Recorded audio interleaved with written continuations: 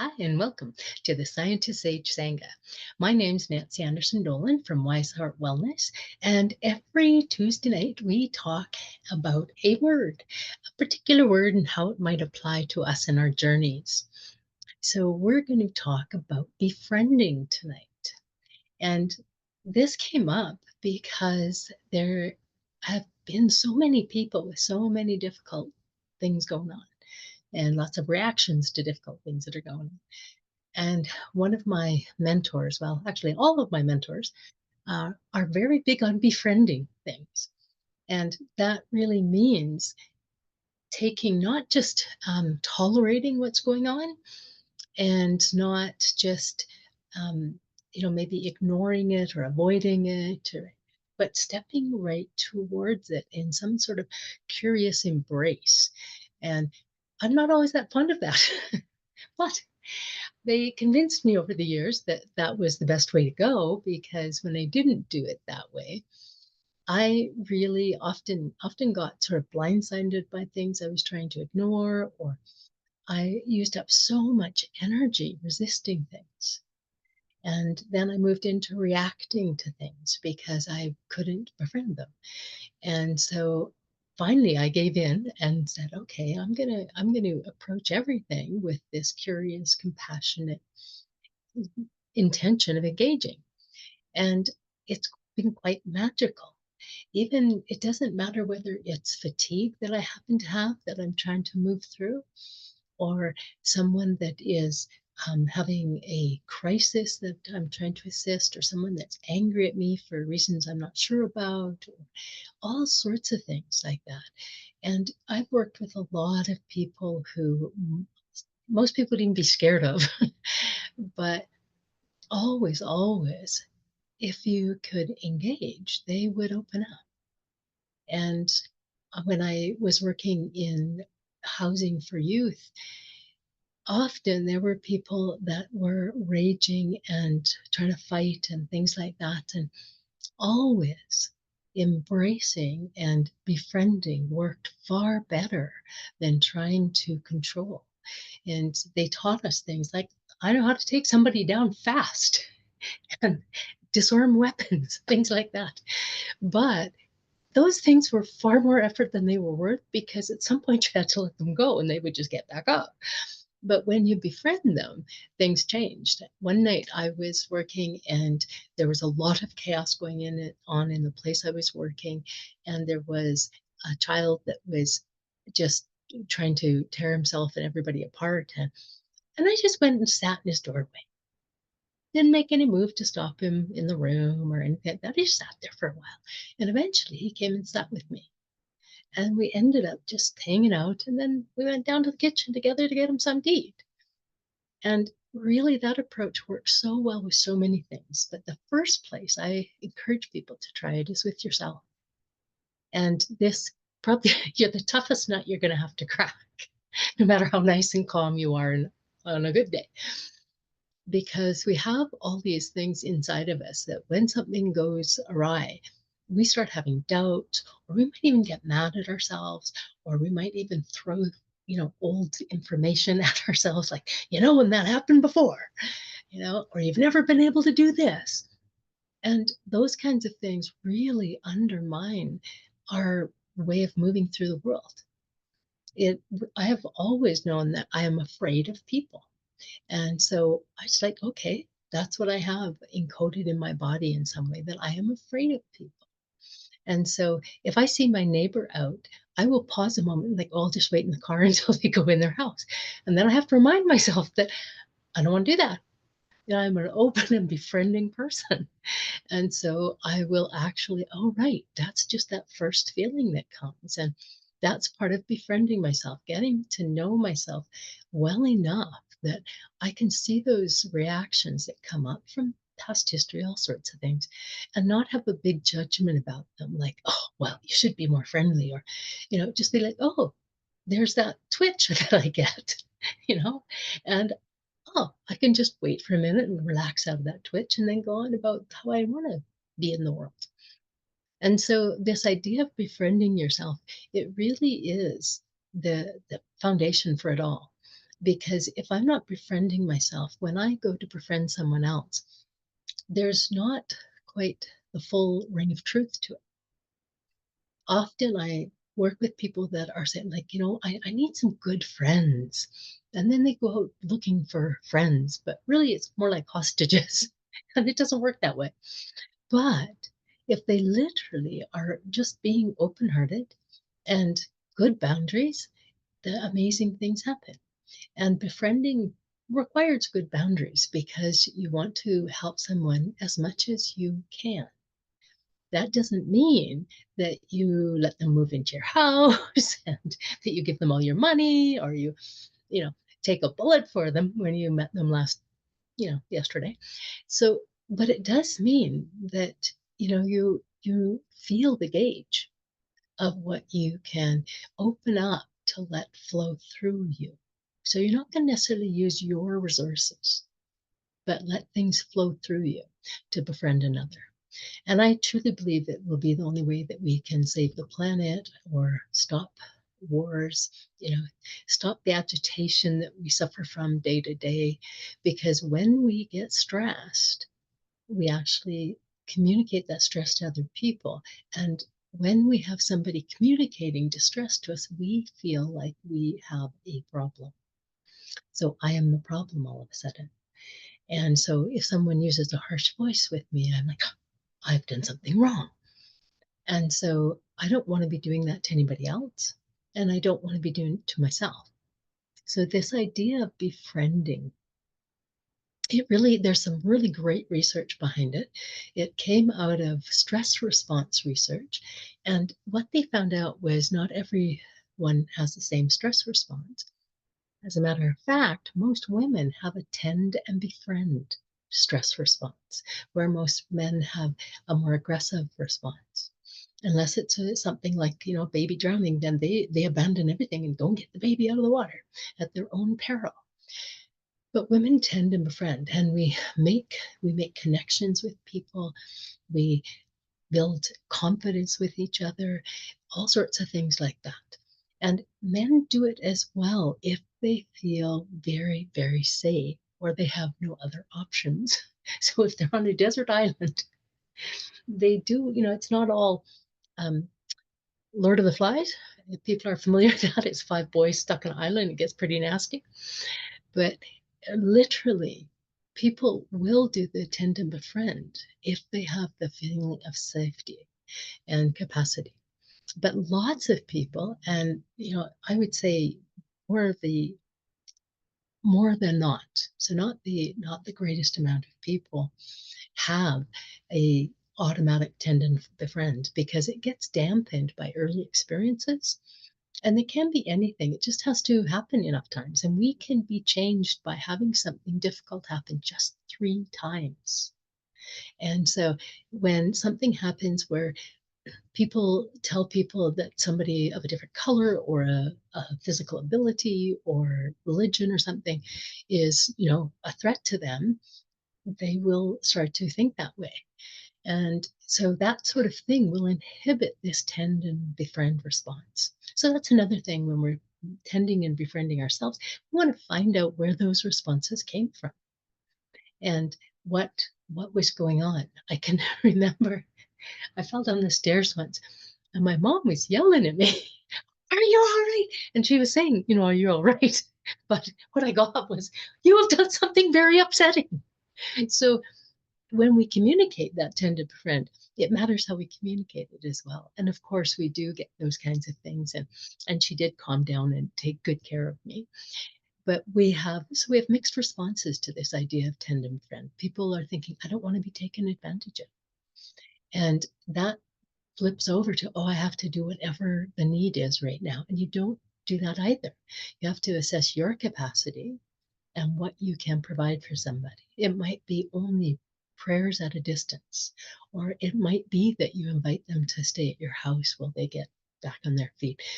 But it really has to be felt through. So you can't just think it through, you got to feel it through. Because if you feel, oh no, then you've crossed your own line and you're not tending and befriending. You're being codependent. And so we really want to pay attention to those kinds of things so we can do our best at tending and befriending. And people know where we stand and they can trust that we will not do too much and then resent them. That what we offer, we are honestly able to offer. And so this idea of that is we really have to get to know ourselves, the reactions in our bodies, the reactions in our mind. What kinds of things do we do? And what are we comfortable doing? And so, as you get to know that and accept your own differences from other people and start to let them in, then we can let ourselves help other people as well. So, this idea now, beyond that, befriending bigger than that, befriending other people is literally an idea of service in the world. And every faith tradition in the world has this idea of being service in the world, you know, being beyond our little tiny egoic self. But again, it can get misconstrued. And, there are lots of people that do unkind things with this. They will say, you have to give us all your money, a cult, and then we will spend it like this and not. Or there's lots of examples of this. But we can do it as simple as helping someone, the proverbial Boy Scout helping a little old lady across the street. That's befriending. There is a need, and I can be compassionate with you, and I can be present with you. And it can be just sitting with somebody. And lots of times, people that are in distress are angry, and it's hard to get close to them. And just breathing and thinking about them. So there is always befriending we can do. The other big part of it that many people in the world are working really diligently on are looking at our own biases and prejudices and seeing where we tend to bail on people. Like, okay, I'll befriend these people, but not those ones, not those ones. And right now, with all the divisiveness, this is such an important idea. I don't have to agree with what everybody thinks to befriend them. I can just see them in the sense of we're all people on the planet. I don't like what this person or that person is doing, but we are all people on the planet. And I might take up a cause and, become an activist for something. And that's great. That's befriending, our society and befriending the things that you feel are important. That's wonderful. This compassionate, curious commitment. And then, literally, beyond all of those things, it really is befriending life as it happens to you. And this is tricky too. I don't know about you, but when I've lost my car keys, I am not particularly friendly. And, but, I literally, I start right away like, it's okay. I don't know what will happen next. I don't know if I'll find them, but it's going to be okay. This moment is all right. This moment, I don't have any car keys. Next moment, who knows? And then I can take a next reasonable step. Often, I lose a lot of things. I have a lot of attention issues. And what happens if I get on that other side instead of tending and befriending? If I get angry and I get upset, I can't find anything. But if I settle down and get, oh, okay, I'm just going to be calm. Like I would have a nice person with me that is saying, it's okay, Nancy, I'll help you and we'll just go through this. And if not, I'll call you a cab. I can often have a quick thought of where the thing that I've lost is because my mind is calmer. So tending and befriending does something physiological to your body as well. People that are hostile often develop different diseases. There's some clear evidence that hostility is a marker for heart attacks, diabetes, immune system problems, all sorts of factors like that. And hostility being exactly the opposite of befriending. And what I find when I'm working with hostile people is that most of them have experienced hostility towards themselves and then they replicate it and then they share it. It's like a bad virus that's duplicating and being spread. And literally, it can be stopped by mental considerations and slowing down one's body. As soon as we slow our body down, the hostility is harder to keep up. It literally sort of fades away out of our body when we slow down, when we breathe, when we can, at that point, when you're breathing and slowing down, you can literally shop for different thoughts to think. And it may just be, I can't think of possibly befriending this situation or even being kind to myself right now or that person, but I can think other random thoughts. And I often do this to people and say, what's the most random thing you might think about? Okay, I was riding this white horse on a merry-go-round when I was 10. Great, perfect. Your body's gonna go, what? What? What's going on? It breaks up the pattern in your brain of hostility. And so it isn't that we have to just suddenly go from I'm so offended and alarmed to I love them because most of us can't get there. Most of us can do something like, okay, getting this wound up, isn't that good for me? Ah, yeah, I won't solve anything from this state. I can have this rage. If I have the rage, even intending to befriend myself and let that rage out, it's better for you. If I give myself, like, yes, I'm right and they're wrong, and my body gets worse. The chemicals get into my digestive system, and I feel sick to my stomach, and food doesn't get digested properly, and I don't sleep well, and all of those things. So these ideas of tend and befriend are already in us. We are hardwired for it. That's how anything wonderful has been created is people working together, tending and befriending, you know, trusting a new novel idea that other people thought was the devil's work or, things like that. Tending and befriending grows society in a different way. And it's what we need a lot of right now. And for people to deal with their own distress right now, tending and befriending is the first line of defense. So if you think about it in all those ways, and there's very specific kinds of things written in the email that I sent out, and you can look at it if you're on the mail list. And if you're not, you can always send me an email at scientistsage@gmail.com and I will send it to you. So I want to do a little meditation to wind up here. And so if you're with me live, we'll come back after the meditation to have a live discussion. And if you're watching this on YouTube, you can put your feet up as well and relax and take a couple of big breaths. Just see what state you're in right now. See how friendly you feel first about yourself. You might be all tense and worked up because your list didn't get done today, or maybe you have a distressing event that you're dealing with, going through. Just notice if you have a need. If your body is telling you to shift somewhat, or as what often happens to me in a room full of people, I say, just do what your body tells you, and half of them go to the bathroom. They haven't gone all day and they jump up out of meditation and have to go. So, whatever your body needs, take a drink of water, adjust where you're sitting, get a sweater. That's the first urge to tend and befriend, to just simply take care of your body. What does it need? What can you do? And, I may feel that my body needs a vacation in Hawaii.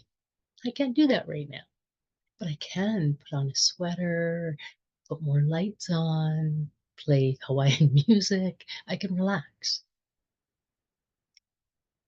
So there's always some step to make ourselves more at ease in the moment. And it could be something we're thinking, something we're doing, something we're smelling. There's always a way. and your body appreciates it more than you can imagine, and it will be repaid to you in relaxation, good digestion, all sorts of things.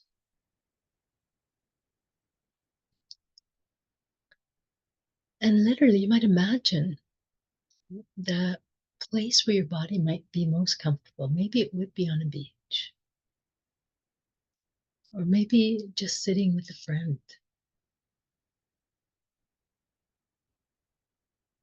I encourage people to create a sacred space in their mind where they can go and have everything exactly how they want it. Temperature just right, and feeling safe. This is one of the major outcomes of feeling tended and befriended is you feel safe.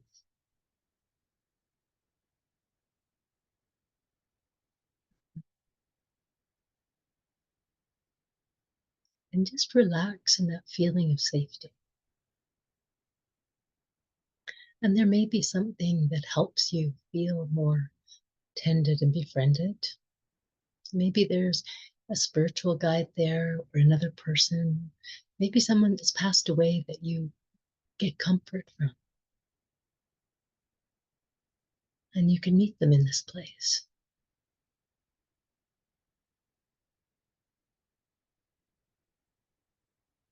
Maybe it's just the warmth of a fire or being out in nature.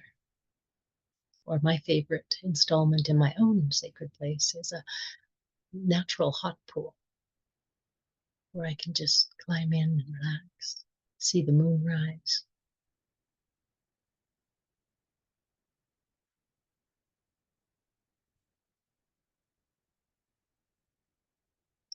And just let any idea of somewhere where you may not be tending yourself well. Maybe you're not getting enough sleep, or your bed's uncomfortable, or you're not eating food that's good for you, or not getting connection time with people. Could be anything. Just see if there's any part of the tending and befriending that your being wants.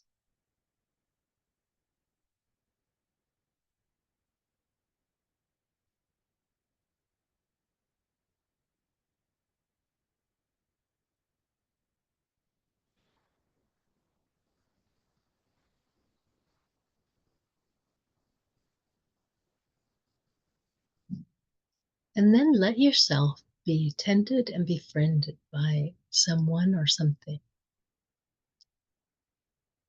So it might be just feeling the steadiness of the earth. Might be feeling the warmth of the light. Feeling a light within you.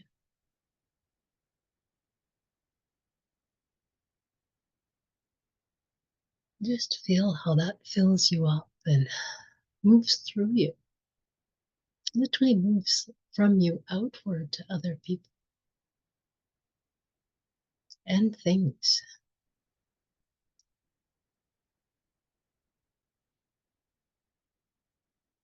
Even, the board and mortar house can be infused with this light. We can tend and befriend our homes.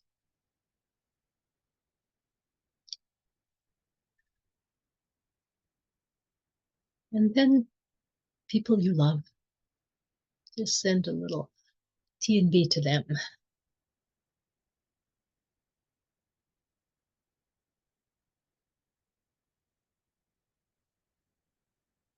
Being right in this present moment, not things that have happened in the past or might happen in the future.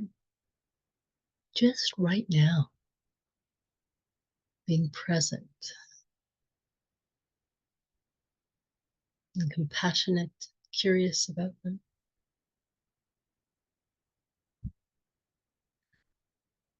And send someone that you know may need tending and befriending. And it could be someone you know going through a difficulty, or it could just be a group of people, perhaps homeless people or seniors that are lonely in where they are, or people in war zones that feel no security.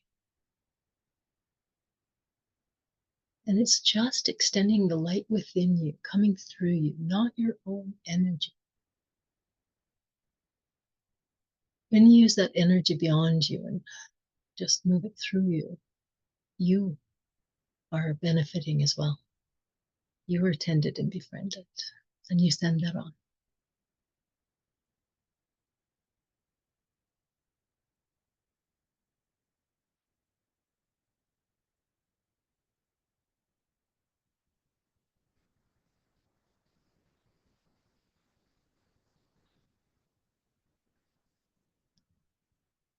And as you're ready, just come back to yourself. Notice how your body feels now. Does it feel different? Come back to this present moment.